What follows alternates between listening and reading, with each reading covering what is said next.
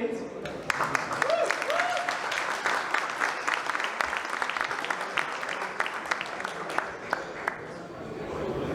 Yours? You have to tell them that you put me to wear this hat all day just to look irrelevant. No, it's a brand. It's a brand. Ναι. They say it's big for my head. So hello everyone again. Welcome for those that you came right now. And I would like to introduce you to Nico. I won't say many things about you. 3 of your identities. It's that you're a member of City DAO, you're in Mars College, and also you own the project Agatha. Please introduce yourself to our audience. Okay. Hi everyone, my name is Nico. Should I get started with the 3 projects? Or? You should start on how you met Jon and actually where you met Jon. So I met Jon through a City DAO meetup I was hosting. So do we know about what DAOs are, I think. People went through it. So City DAO is a DAO that's trying to build a city in real life, so like a physical city. And they got started with owning land. And I found out about City DAO from a blog post from Vitalik. And I got super excited about the project. I jumped into the Discord and I saw that there is an IRL channel, meaning in real life. So I posted, who's in LA? Let's meet up. And that's how I met Jon, along with like 10 other internet strangers I've never met. So it was super random. And I found out, okay, I thought that was a question. I found out about City DAOs through my research on alternative societies. So I started being really, really interested in the idea of how are people living outside of what you call societal default, like outside of mainstream cities. And another project I found out was called Mars College. It's, I don't really know how do you describe it, but I describe it as if Burning Man, but for 3 months. So it's a desert co-living project where a bunch of people get together and then build where they're gonna live for 3 months all together. And during the 3 months, we do skill sharing. So like basically everyone that go to this project have certain background, like there's artists, biologists, hackers, builders, and we go and then just like build this thing and then spend 3 months sharing what we know to each other.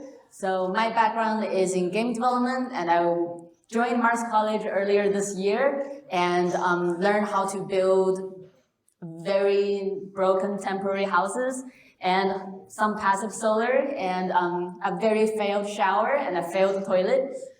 It's only failed because it was not meant to last long term, but short term wise, it was pretty okay. And so I think Jon was supposed to come visit Mars, but I never really saw him, and I really expect him to show up this year. And so you met him in the desert, right? No, I met him like a week before I was about to leave the desert, but I think that's one of the things we got really connected on because I was super excited for him to visit, but I hope he'll visit this year. Amazing. So let's take it step by step. Let's go to City DAO. First of all, can we talk a little bit more about City DAO? I think my question generally was like, do you really own land as a DAO? Yeah, that's why City DAO, that was like the first move that City DAO made that got it to have a lot of media attention. Because City DAO started as with just a random tweet. So our founder, Scott, he went on Twitter and he's like, guys, can we start a DAO to collectively own physical asset?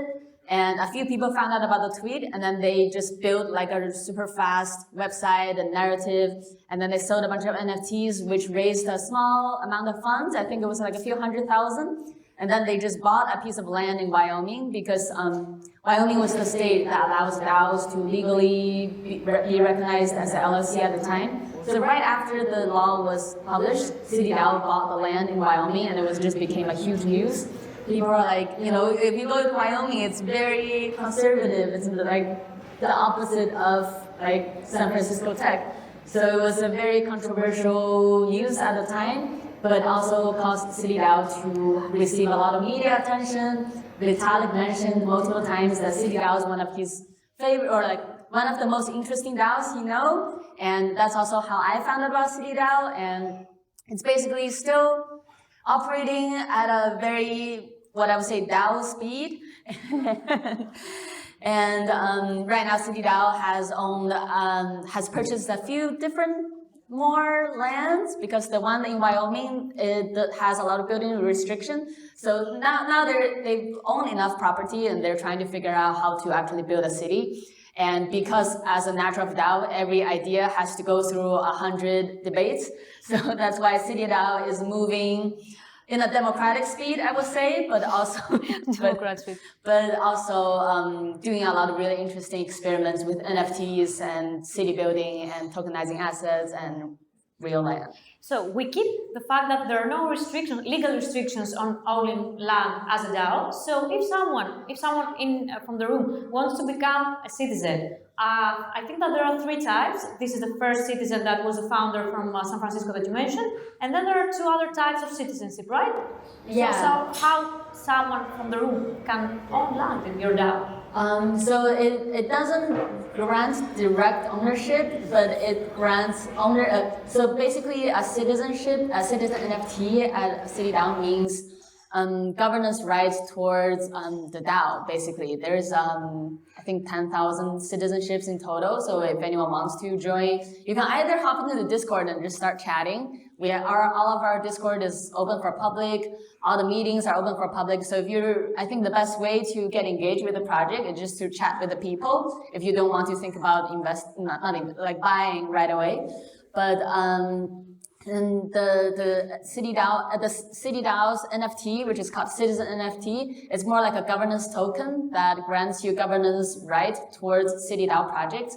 So if City DAO wants to, let's say, spend X amount of money on developing the software, or spend Y amount of money on buying a new plot of land, or like building a base in the moon, and then by owning one of the token, you are kind of entitled to vote your opinion into these proposals. But the ownership of land is a bit more complicated. But basically, each land in the City DAO will have its own kind of governance token. It's not really like legally, you can't really own the thing because, I don't think that's how it works, but you own the governance right of the thing, which is the right to vote. Right, the right to vote, and then you own the right to governance, which means it is the right to ownership. I don't know, it's not legally. It's kind of more indirect democracy because it's based on the right and not on actual owning. Yeah, basically your voice matters, basically. And you mentioned that you have 10,000 citizens right now? Yeah, citizen NFTs, and there's people that own multiple of them, so vaguely probably 5,000-ish, I think. In how many years?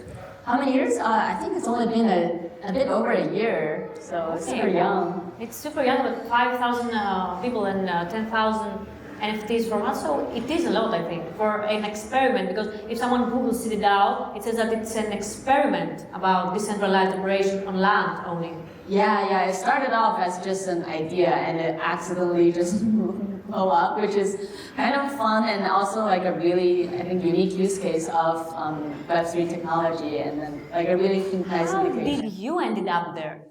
I read an article by Vitalik, and it was actually a really interesting thing working with DAOs because I had no background working with communities, but I ended up being like a co-facilitator of the community guild and design guild for whatever reason.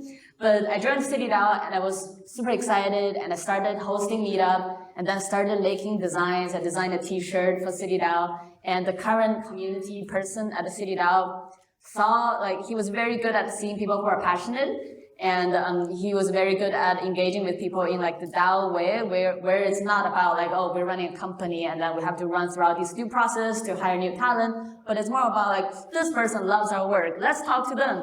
And then I ended up just working with them in that sort of way. So how is your experience now, after all, and lessons learned for someone that may be thinking of working for a DAO? What would you advise someone that maybe wants, like in your case, that you didn't have experience and you got into that?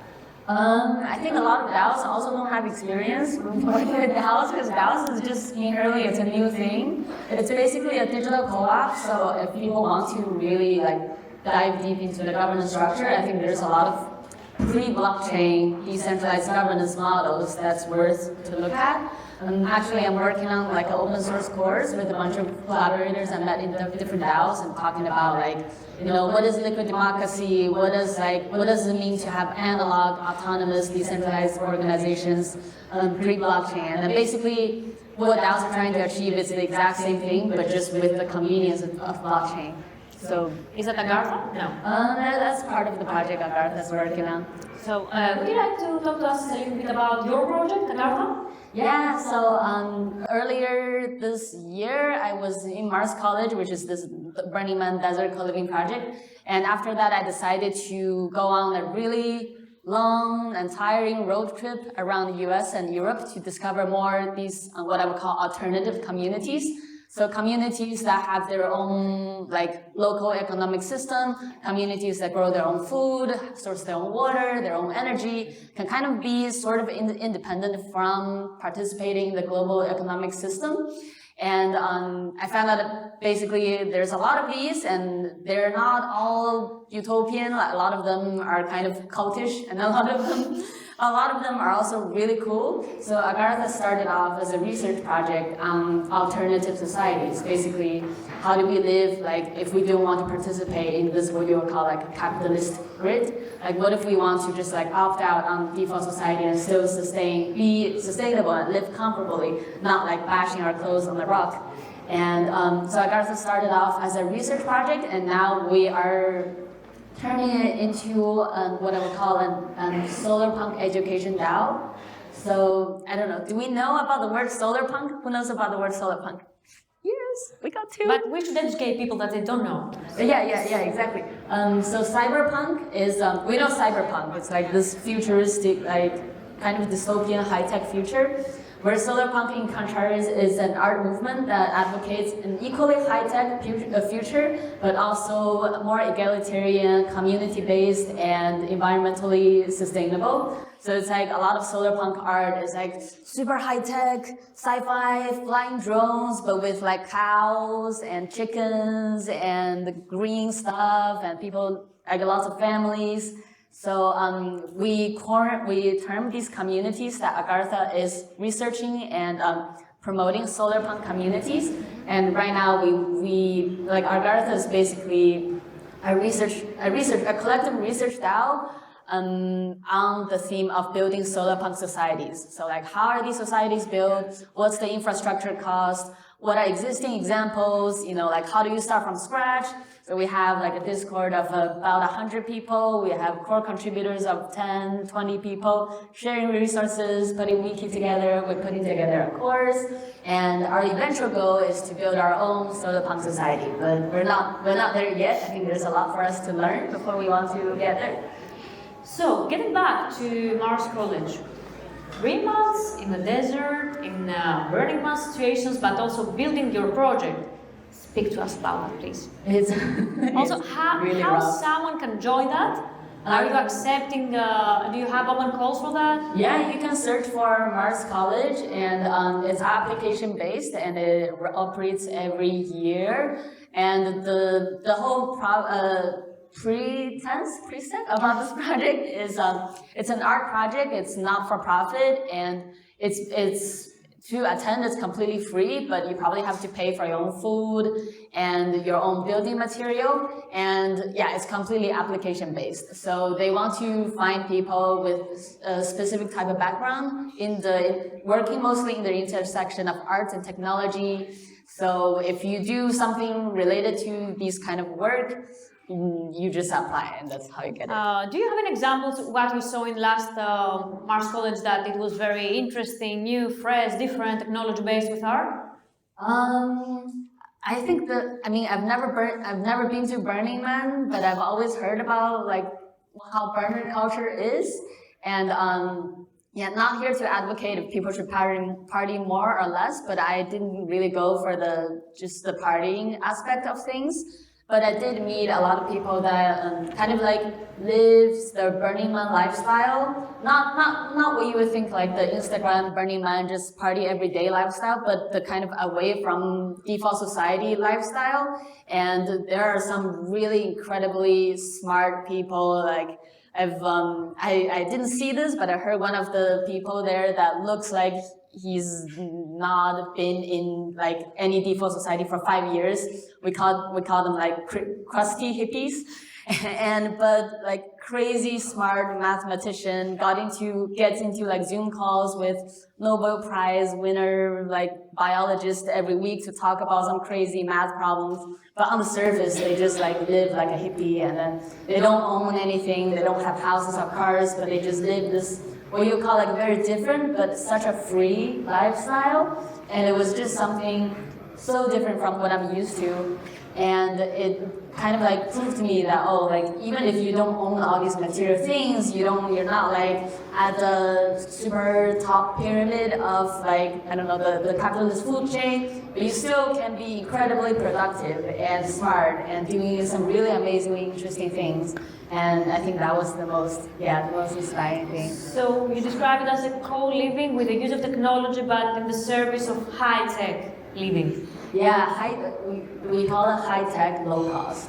So it's like very cheap, but as high-tech as possible. And also sustainable. It could be more sustainable. Yeah, it's in the desert, so a lot of things, you know, like if we grow our own food, that would be really nice.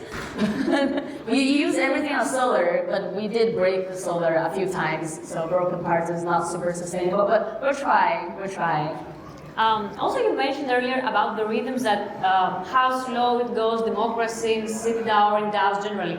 So, would you like to let us know a little bit more about that? I mean, what are the challenges when you have to collectively take a decision, and if people disagree with that, do you have any examples from city DAO on that? Yeah, so I think hierarchical, like it's basically DAOs. What DAOs are trying to fight is this traditional hierarchy of power, where like you have a company, you have one person at the top makes all the call, and then it trickles down. The power dynamic trickles down, and DAOs criticize that because we say, oh, that's not like that one person isn't always the smartest person in the room. That's why we need to decentralize the governance. But when the hierarchy became too flat, sometimes you just have too many voices in subjects. And if an organization doesn't have a clearly defined kind of like separation of responsibilities, all these things get intertwined. Like the tech expert could have the same kind of level of idea contribution as the art expert on something that maybe neither of them is an expert for, but maybe they both contributed to a DAO for a while, so they feel like they naturally want to express their opinion. They feel like subject experts. Right? Yeah, basically everyone became like an expert of some sort, which is beautiful in its own way, but also caused things to move a lot slower. Like, you can't just have an idea and be like, oh, I want to do this. You have an idea, you write a proposal, and you put it on the forum, and you wait for everybody to chip in, be like, I don't know, I think this is like, you need to change that. And then in the end, a lot of ideas just running in circles, and nothing gets passed. Sounds terrible in terms of project management. Yeah. Certain governments might face similar problems, but not all saying that DAOs are bad or anything. I just think that like decentralized governance it's like maybe good things take time, you know, like when you have more people in the room, we kind of like are preventing these preventing bad ideas, but also causing good ideas to surface a lot slower. Yeah, because they are also in an experimental phase. They're in a prototype phase, exactly. The DAOs on its own. So until they develop and evolve, we will see how it goes. Maybe a lot of them will fail, but a lot of them will also succeed. Will fail. So how someone can find your project? So to find my project, we have a web app for Agartha. You can find it at agartha.one. That's the website. And we are going to promote our social a bit more. It's for the past we've been mostly doing research, but right now we have a web app where you can explore kind of the research we've done, all the stuff that we learned. We put it on Notion, and we have a web app with a global map that you can go and check out what these communities are. And yeah, basically learn in that way. And we have a Discord that's free to open. So we discussed about the first DAO, city DAO that owns a land. We discussed about Mars College and a co-living environment that you can go and create and party and everything else. We discussed about your project. Do we have any questions about all those? There's one over there. Oh, and you. So you mentioned, for example, how City DAO bought land in Wyoming faced certain difficulties, I guess, with the regulation aspect. What happens when you apply that case in areas, for example, like Freetown and Christiania in Denmark? I don't know if you're familiar with it. What happens there, where it's you don't really have that limitation? What is the potential for City DAO there? I mean, I think that would be super cool, but they bought land in Wyoming because Wyoming was the first state that legalized, that accepted DAO legally as LLCs. So that's why they chose Wyoming. But to build, I think there's certain like restrictions on that specific piece of land that was purchased. But City DAO now, the second land, I think it's the second they own is in Colorado, in Blanco, so 3 hours south of Denver, and that one has no building restrictions. So that's another project that I'm working with them right now. We're thinking about, it's a 5-acre land in like the middle of nowhere. We're thinking about fractionalizing it, representing each part as an NFT, and then the NFT token holders can decide what crazy structure they want to build, and then basically treat this as a start of a small city. So like it's an experiment. We don't really know how it can run, and I'm not sure how legally like Old Town Christiana works. I think there's a few projects like that. There's a few like settlements like that. I just said the anarchy zone. Like really not sure how legally it works, but I think it's something that just happened naturally. Nico, do you pay taxes as a DAO? Yes. City DAO have very reliable, badass lawyers. Imagine if you were saying, of course no, in front of all of this audience. I have to say yes, no? Any other questions? Yes, please. First of all, congrats on your Mars 0. We as a team are already affiliated and interested in the project. The question I want to ask is it possible to buy property in another place in the world or in the United States under the Wyoming law? So we actually can buy in Wyoming. It's under the Wyoming umbrella law. Can you easily buy a property and you know the process of how to do that in another place in the world?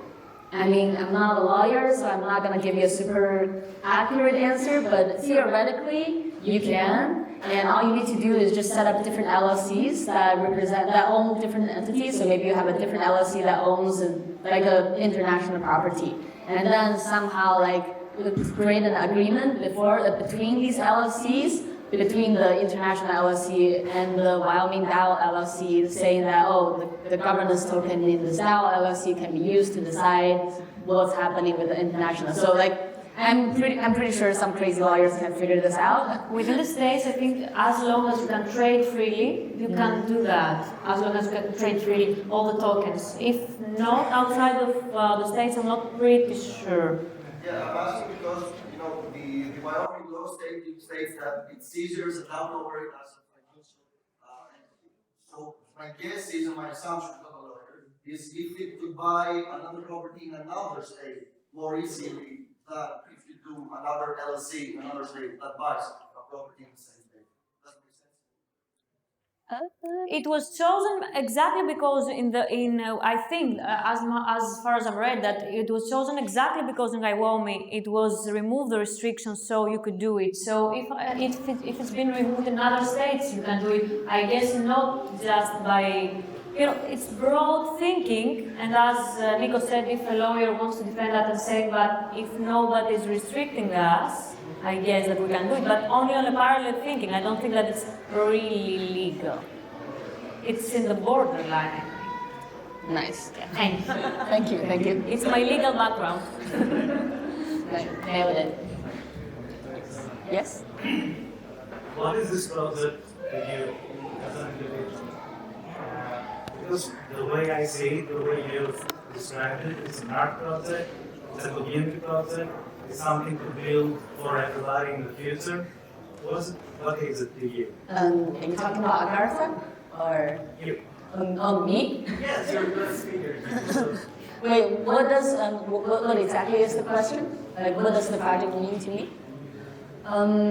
Yeah, so basically before I started working for myself, I was working in Silicon Beach, I was working on augmented reality stuff, and before that I was doing game development, so I've been in the XR world for a while, And I think it's really exciting to be like at the cutting edge of where technology is happening. Doing AR, doing VR, and then also like now the next generation of like the new trendy things like MetaVerse and AI. But I think what I was personally missing was more on the story side. Like, where do the stories come out? And I think, this is what I think, that usually like a new story, like a new culture comes not from where everything is happening. It's usually on the fringe of the existing culture movement. Things like hip hop, things like trap, things like techno. It's usually like, this isn't the pop culture, this is mainstream, but then there's something that's the underdog, that's the hidden thing, that's like the other side. So that's something that I find to be super interesting. I've been a huge fan of the punk movement, and that's what motivated me to go explore like the opposite alternative. Like people live without tech, people that started at like Amish communities, and then I think what I think the most like exciting and interesting is the potential of kind of like learning from these communities and bringing them back into the tech world and see what happens. Or, like just foster communication here. Yes? Yes. Does CityDAO draw inspiration from the network state by Balaji at any level? Yeah, I mean, CityDAO loves network state, and I think CityDAO and Balaji has had some sort of communication here and here. I was working with them, and then I briefly left, and then I think they started. I remember there was some media collaboration between them, but yeah, I think network state is super influential in the whole space of these internet communities, DAO space, and so to answer your question, yes. Do we have any other questions? Nico, is your first time in Greece? Second time, the first time in Athens. So next time you will have ideas for co-living spaces here? Oh, there's gotta be co-living spaces here. I would love to find out. That's a great closing of our speech because Jon is doing us like this. So thank you so much for attending our section and see you in a few minutes. Thank you, Nico. So we're back. Thank you.